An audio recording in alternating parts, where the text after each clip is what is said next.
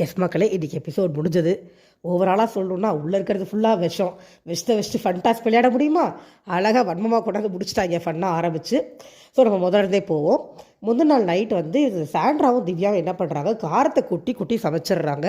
அவங்களுக்கு இயல்பாகவே அப்படி தான் சமைக்க தெரியும் போல் இருக்குது. ஆனால் ஹவுஸ்மேட் சொன்னால் என்ன பண்ணுறாங்க, நீங்கள் நாங்கன்றதுனால தான் சொல்கிறீங்க அப்படின்னு ஒரு கம்ப்ளைண்ட் வைக்கிறாங்க. இன்னொன்று அவங்க ரொம்ப நாளாக காரம் சாப்பிடல, அதனால தான் நாங்கள் சமைச்சது காரமாக தெரிஞ்சிச்சுன்னு சொல்கிறாங்களே ஒழிய, ரொம்ப சிம்பிளான விஷயம். ஆமாம், காரம் போட்டோம், இனிமேல் போடலன்றத மனசார ஒத்துக்க மாட்டேங்கிறாங்க. திவ்யா சொல்லி அனுப்பிச்சிட்டாங்க வினோத்திட்ட, ஓகே நாளிலேருந்து காரம் இல்லாமல் சமைச்சிட்றோன்னு சொல்லி அனுப்பிச்சிட்டாங்க. ஆனால் இவங்க பேசும்போது குறை சொல்லியே பேசிகிட்டு இருக்காங்க. திரும்ப நம்மன்றதுனால சொல்கிறாங்க. ஏமா காரத்துக்கு அப்படியே போட்டு சமைச்சா குறைச்சி போயிருவீங்களா ரெண்டு பேரும்? ஒரு சின்ன விஷயம், ரொம்ப பேசிக் அக்செப்டன்ஸ் கூட சாண்ட்ராக்கும் திவ்யாக்கும் இல்லை. அங்கே பிரஜன் ஜின்ச்சா அப்படின்னு அடிச்சுட்டு உட்காந்துக்கிட்டு இருந்தா அப்படி எப்பவும் போல தான். ஸோ காலையில் விடியுது. எஃப்ஜேக்கும் வியானாக்கும் தேவையே இல்லாத ஒரு லவ் ட்ராக். இந்த அம்மா அண்ணான்னு கூப்பிடுறதும் அவன் வழிகிற மாதிரி பண்ணுறதும், எப்படியோ வியானா வெளில அமிச்சுட்டா எஃப்ஜே மறுவேளை பார்ப்பாரா என்னன்னு தெரியல. ஸோ அது ஒரு லவ் ட்ராக் தண்டமாக ஒன்று ஓடிச்சு. அதுக்கப்புறம் பார்வதி உட்காந்து ரம்யாட்ட ரொம்ப நேரம் ஆக்சுவலாக புலம்பிகிட்டு இருந்தாங்க லைவில். இந்த மாதிரி கமருதீன் அவர் நம்ம கமருதீன் இந்த அம்மா ஏமாத்துற மாதிரி இந்த அம்மா ஒரு சீனை கிரியேட் பண்ணி புலம்பிகிட்டு இருந்துச்சு.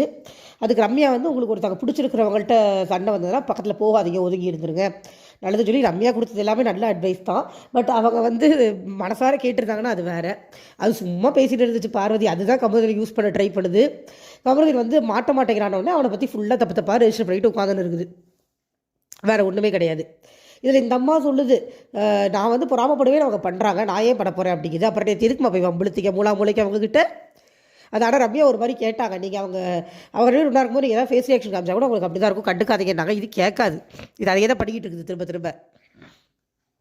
ஓகே, இதுக்கப்புறம் இந்த ஃபஸ்ட்டு தடவை காயின் கொடுக்க சொல்கிறாங்க. அதாவது காயின் கொடுக்கறதுல best performer, worst performer, star performer, worst performer.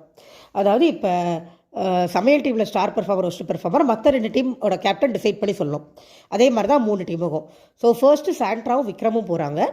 போயிட்டு இந்த ஃப்ளாஷ் ஃபைட்டர்ஸ் டீமில் பெஸ்ட்டாக அமித்தையும் ஒஸ்ட்டாக ரம்யாவையும் சூஸ் பண்ணுறாங்க. ரம்யா ஒஸ்ட்டாக சூஸ் பண்ணது விக்ரம் தான்.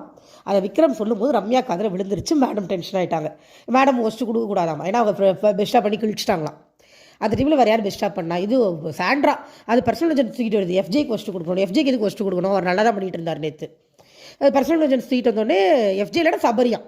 ஐயோப்பா, விஷ சாண்ட்ரா. விக்ரம் தான் கரெக்டாக ரம்யா கொடுத்தாரு. ஆக்சுவலாக அங்கே பெர்ஃபார்ம் பண்ணாமல் இருந்தது ரம்யா தான் அந்த டீமில். அதுதான் உண்மை. ஆனால் இந்த விஷம் என்ன பண்ணுது? ரம்யா நிறைய விஷம் இருக்குதுங்க, நம்ம பேரோட சொல்லிடுவோம். ரம்யா என்ன பண்ணுறாங்க, குடுன்னு எழுந்து சாண்ட்ரா கூட நின்றுக்கிட்டு மறுபடியும் நான் இந்த டீமுக்கு